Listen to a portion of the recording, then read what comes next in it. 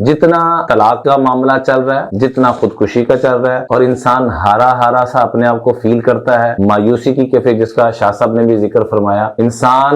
सब कुछ होने के बावजूद एक वहशत का मरीज बन जाता है। कि वजह क्या है? 4 असबाब है। अल्लाह को नहीं पहचाना तो पहचाने का हक अदा नहीं किया, और तीसरे नंबर पे गलत गैदरिंग, और चौथे नंबर पे असबाब इख्तियार करते हुए मुसब्बिबुल असबाब को भूल जाते। आज अगर हम इस बात को तय कर लें कि हमने आंसू बहाने हैं तो तकिए पे नहीं बहाने, हमने आंसू बहाने हैं तो ना किसी वजीर के आगे, ना किसी फकीर के आगे, ना किसी अमीर के आगे, हमने आंसू बहाने तो खालिक के कायनात के, जिसने मुझे पैदा किया है, जो मेरी माँ से भी ज्यादा प्यार करने वाला है, जिसको अल्लामा इकबाल साहब रहमतुल्लाह ने पूरी एक नज़म लिखी है कि हजरत फातिमा के आंसू कभी तकिए पे नहीं, अश्के ऊ बरचीद जिब्रील अज़्ज़मी हम चो शबनम रेख्त बर अर्शे बरी, कि वो जब आंसू बहाती थी मुसल्ले पे तो फिर जिब्रील तशरीफ लाया करते थे उनको आंसुओं को उठाने के लिए, और अर्शे बरी पे जाकर उनको मोती की तरह सजाया करते थे।